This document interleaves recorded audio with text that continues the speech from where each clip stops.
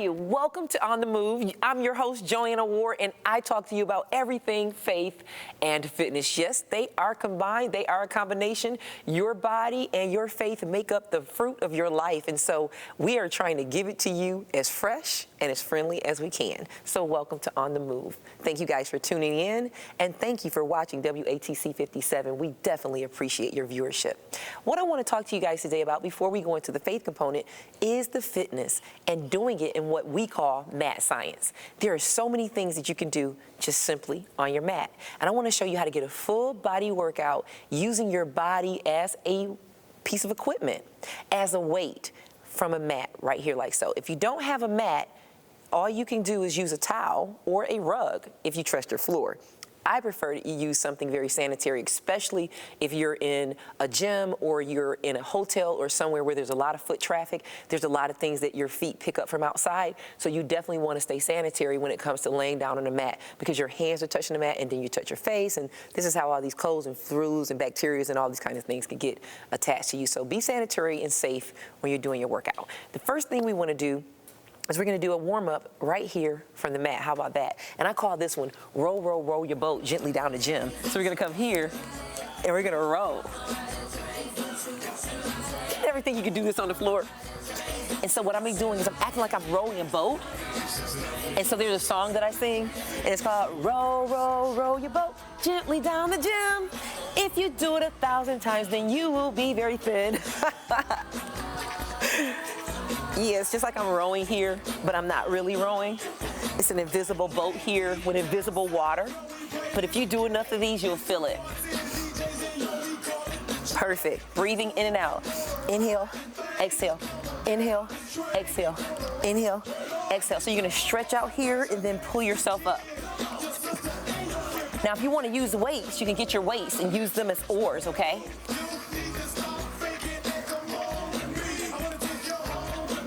We're breathing in through the nose, out through the mouth. Breathe in when you go back, exhale. 12 more.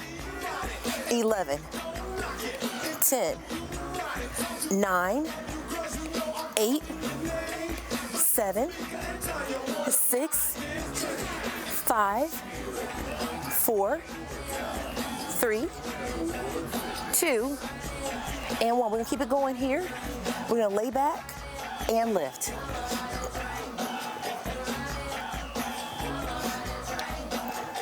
And this is only the right leg going up and down, okay? So you're gonna start here, switch it out, and lift. Still warming up. Now I'm gonna switch legs. Here, we're gonna come up here, take the left up this time.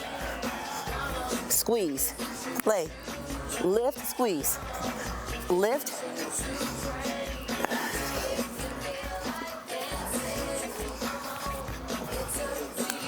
Eight more.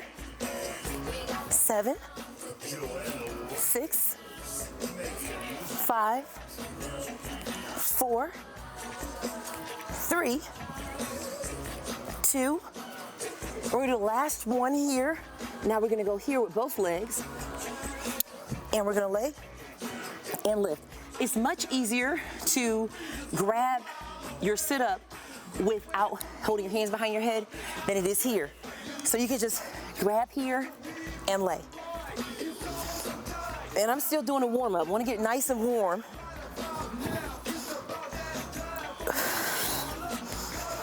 I'm gonna do 12 more of these.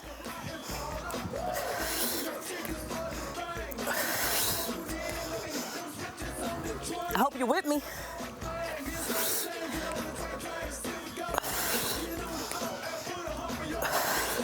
Five more.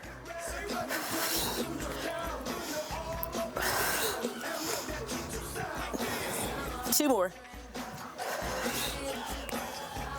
And one. Good job. We should be nice and warm now. Just gonna lay back like so and stretch. We're gonna stretch from the mat too. Everything we do is gonna be on the mat or your towel or your rug or whatever you want to choose to keep in the corner of your fitness. I want to call it your fitness corner that's in your home, okay? You can go to my website at JoAnnaWardFitness.com and I'll tell you how to build a fitness corner. And it's not expensive and it's not complicated, And it could be very immaculate, but you still have to use it. That's the key. So we're gonna stretch our legs from here and bring that right in as tight as we can get it. And we're gonna do the same thing with the left. Bring it in as tight as we can get it. Breathing in through the nose, out through the mouth, catching our breath. We're gonna stack the knees over to the right. Arms are gonna go to the left. Breathing in through your nose, out through your mouth. And take it, stack the knees to the left. Arms are gonna go out to the right. Still stretching.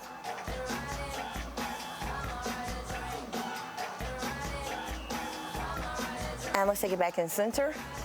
Take it up here. Want to stretch the hamstrings. Pull it in. And let's switch.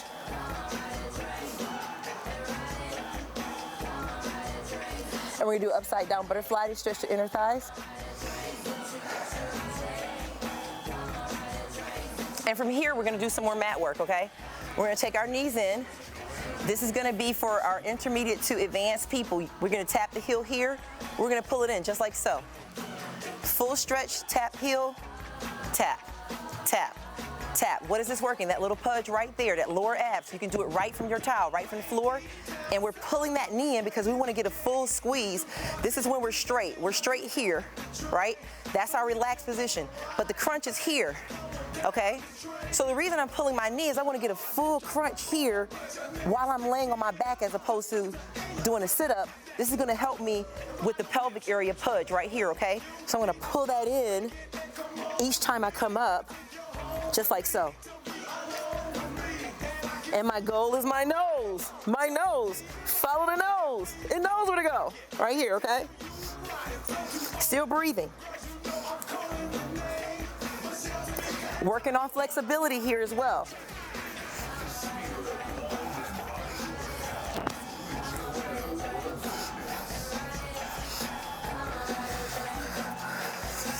Let's do 5 more on each side. 4 more. 3 more.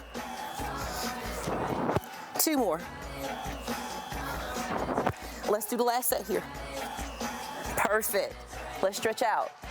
Now you should have just really felt some intense ab core work starting at the pelvic area all the way up top.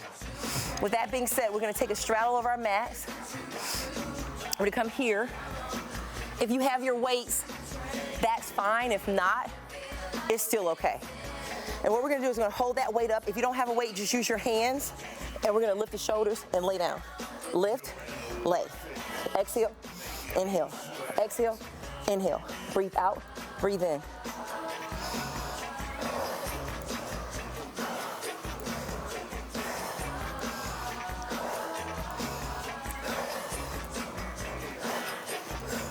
And if you get tired or confused or you don't feel like it that day, I want to let you know something. First of all, there's no perfect day to feel like working out. There's no perfect day to get started. Oftentimes, half of the battle is showing up. Let's do 5 more, and I'll finish telling you what I have to say.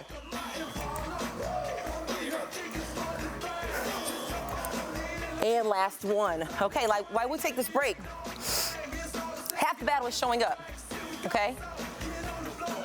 A lot of my clients say, hey, JoAnna, I'm not feeling it today. You're not supposed to feel it. That's what separates consistency, persistency, and perseverance is what separates people who are successful in their fitness goals and those that don't. You're not supposed to feel like it every time. You're supposed to fight your flesh and fight for your fitness. You show up, that's half the battle. Doing the work and starting the workout, that's the second half of the battle. Once you get there, you've won. If you still don't feel like it and you're still sick, it wasn't a false flag. If you get there and you start to work, it was a false flag. It was your body or your flesh trying to get you to punk out. Don't go for it, okay? This is a combination move here. You're gonna start with your heels out wide, your weight or just your hands. I'm gonna just do my hands just in case you guys don't have a weight. But I'm gonna grab my weight because I like to work out, okay? So I'm gonna start with my hands. I'm gonna bring everything in here. I call this roly-poly. Everything is squeezed and then everything is stretched back out. Everything is gonna squeeze in here everything is gonna stretch back out. What is that doing? Bringing my body in like a clam and then opening it back up. Is squeezing muscles that I didn't even really know I had, okay? So let's go ahead and do 15 of those. I'm gonna use my 10-pound weight. You don't have to, or you can. Let's go. Just remember, show up, get started. If you feel great after you've started, it was a false flag. If you still feel horrible after you get started working out, which I've never seen that happen in 25 years, but if you get there and you start, or you go to your fitness corner and you start, and you still feel some kind of way, then it's probably something really happening, and you may need some rest, you may need some water, you may even need some food, because sometimes people work out and think if they eat less, that's gonna help them be more fit. But let me let you in on a secret. I played basketball for South Carolina State University and Atlanta Public Schools at Crim High School, and we never dieted as athletes. We ate very, very well because we understood that our fuel and the food that we ate sustained us for great competition. We're athletes. And so when you work out, you're on the same level as an athlete, especially when you do it consistently, and you put all that pressure on your body, you need rest. You're gonna need water, and you're gonna need the right fuel. Let's do 3 more.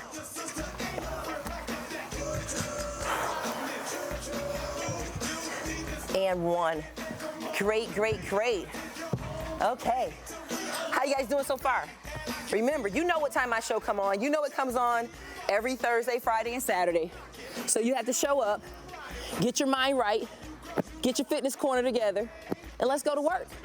Okay, so what we're gonna do is we're gonna come here on our elbows, and we're gonna use our bodies in a Pilates type plank, like so, and we're gonna go side to side, like so. Now, if that's too much, you can bend your knees here and then lift here for that plank, okay? That takes some of the pressure off and it gets you started. But until then, let's do 12, 11, 10, 9, 8, 7, 6, 5, 4, 3, 2, and 1. And then the next move we're gonna do, you can do as many of those as you would like. We just did 12.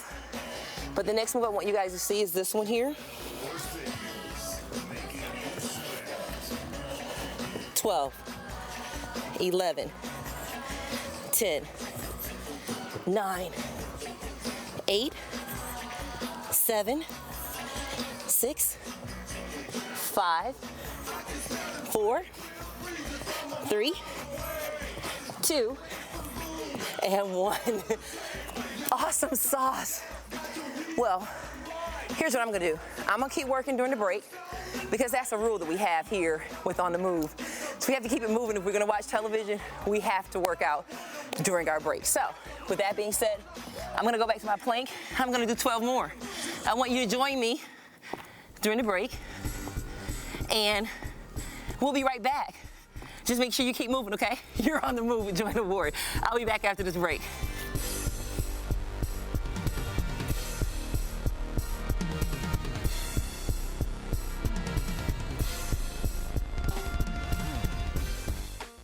Hey, my faith and fitness buddies, I know you finished at least 12 more of those and 12 more when you put it in. I know you worked out during that break, right? And you're gonna continue to work out, and you're going to see the fruit of your labor because you are putting the time in, you're being consistent, you're being diligent and determined, and that's what the disciples, that's why they were called disciples. The word discipline is in the root of disciples, and we all are disciples of Christ, which means we have to execute a certain level of discipline, not because God needs the discipline from us, but because we need it, because we're constantly fighting our flesh. I wanna talk to you today about translating and transferring from religion into relationship. Religion, through faith-based organizations, it does open a door. It really does. And it does make the acquaintance.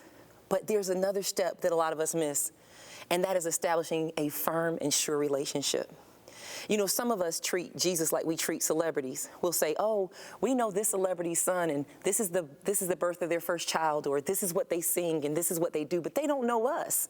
We know of them, but do they know us? Oh, I'm sure God knows me, JoAnna. I've got Jesus right. I go to church. I read my Bible. But Jesus gives us this warning. He says that they're going to stop outside the door, and they're going to knock. And he's going to come to the door, and he's going to say, depart from me, because I don't know you. And they're going to tell him, hey, we cast out demons in your name. We healed the sick in your name. We ministered to the poor. He said, yeah, you did that in my name, but I don't know you. And it's the same thing with celebrities, you know, that we see on television, that we hear this music from, and we say, yeah, I know that artist. Yeah, I know her song this. I know where she went to school. I went to school with her. I know her.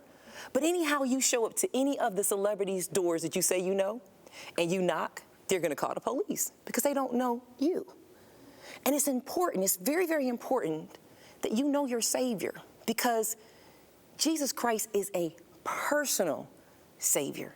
He's a person. You can get him through the congregation and make the acquaintance, and even the doors of the church can be opened for you.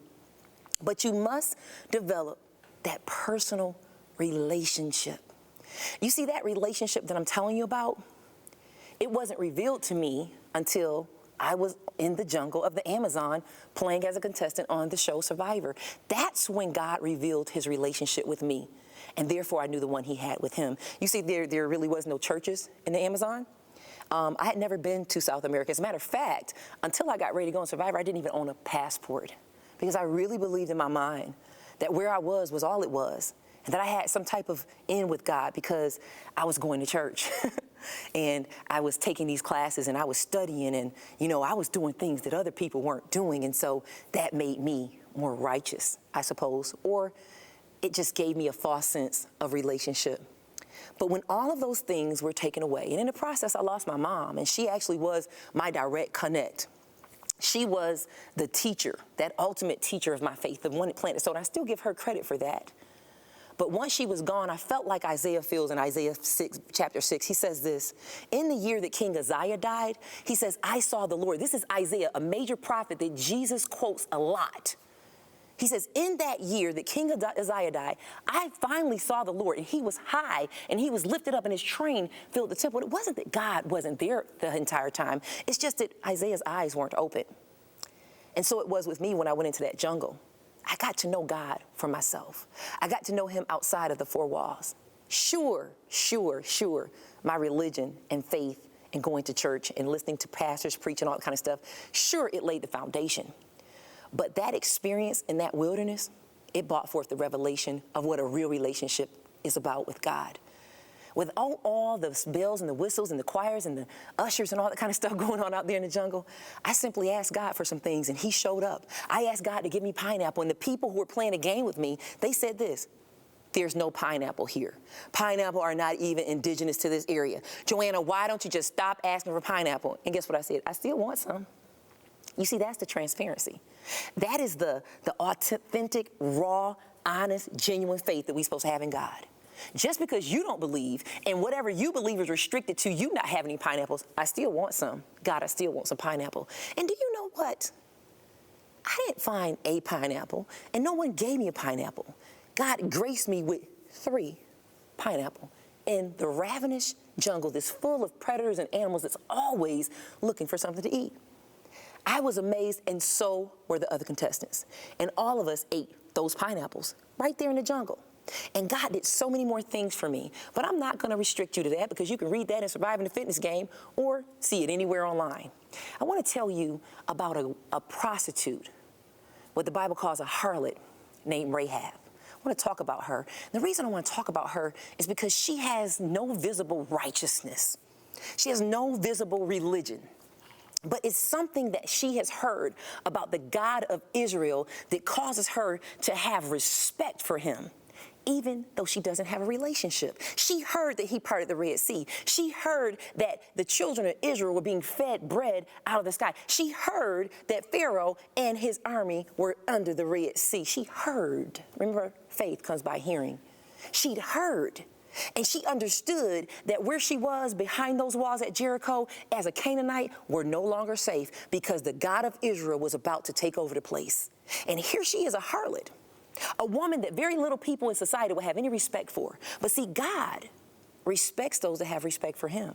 Because let me tell you something about Rahab. At least she was in on what was going on. She was in tune with the revelation because she had respect for God. God showed her what was getting ready to happen, and she responds to that. She makes a contract with Joshua's spies. She makes a contract with them and lies to her own king. Some of us would have been more secure. Well, we're behind Jericho. I'm in with the king. The king comes to her house and says, you know what, Rahab? I heard that the spies that the children of Israel sent here were here. And they were. She says, I don't know what you're talking about. They did come, but they left. If you go, you'll be able to catch them. Just go, follow them. You'll catch them. They're not too far. She was lying. The spies were hid up on her roof under flax leaves. She had hidden them. And she came back to those spies and she said, listen, your God is getting ready to take this place over. She doesn't even have a relationship with God. She's not even religious. She doesn't even go to church. Isn't that something? She says, but your God, I know the God. I've heard about your God. And we're getting ready to take a loss, and I don't want to go down. And the spies say this, you know what? If you don't tell anybody about who we are and what it is we're about to do, and you don't sell us out, Rahab, anybody that's in your house will be saved and spared.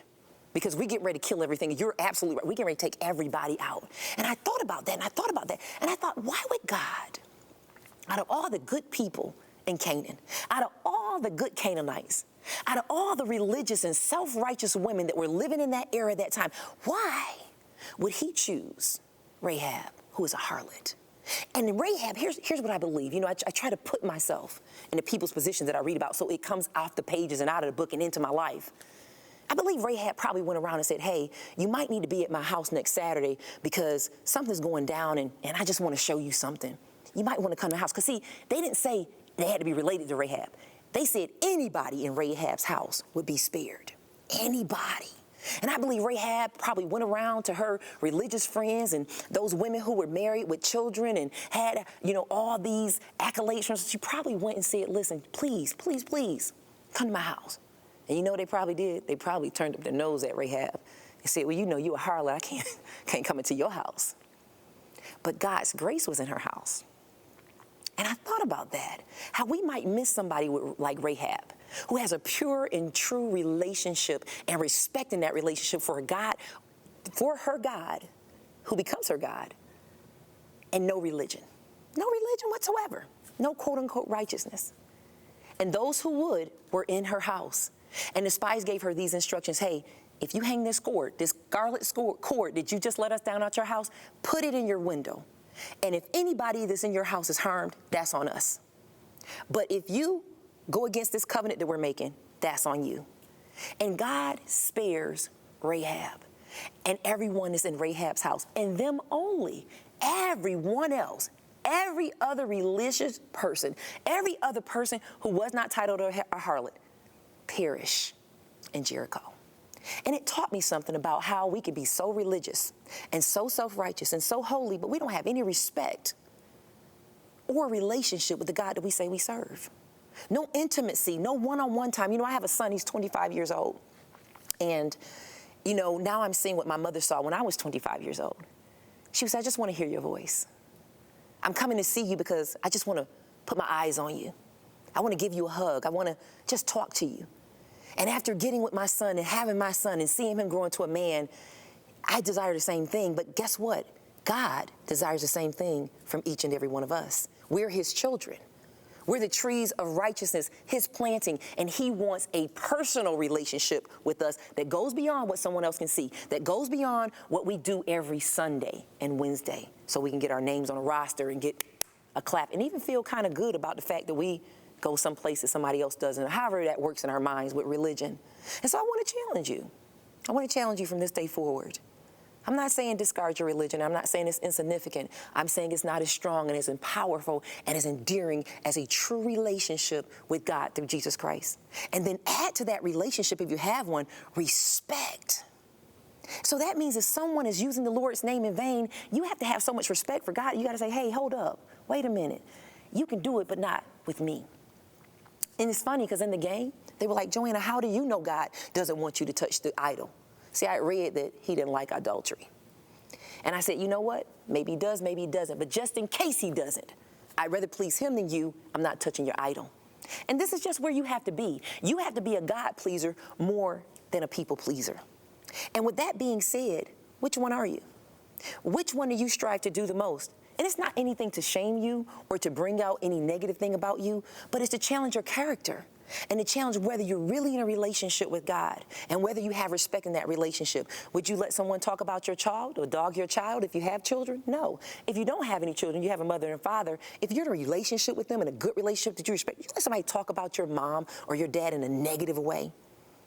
Would you talk to them in a negative way? Would you ignore or neglect your child or your parents or your spouse? Or people that you really, really like? No, you call them, you text them, you show up, you go out and eat with them, you have fun with them. And God desires the same fellowship. We know that he's not tangibly human, but he can be touched and felt in our souls, in our spirits, in our minds, and in our hearts if we just let him in. And so I want to leave you with that. A righteous relationship that may be birthed in religion, but it shouldn't stay there. It should grow. In Romans 1:16, Paul says that this should go from faith to faith and from glory to glory. We shouldn't be still zygotes or toddlers in the spirit, even though we're grown people that are some 40, 50, 60 years old. We should be growing spiritually as well. So when this box of our body goes back into the earth from which it came, and we stand before God, we're fully mature spiritually, not standing there like, oh my God, I didn't know you were here spiritually, because my spirit is negligent. So there you have it. I know you probably never thought about it, but ponder that. Develop that relationship so that when you stand at that door and you knock, Jesus Christ will say, hey, JoAnna, hi, whatever your name is. I've been waiting for you. Welcome, welcome, welcome into my kingdom. Thank you for watching. Thank you for joining us. I'll see you guys next time. Until then, develop a righteous relationship that has respect with God. Until then, bye now.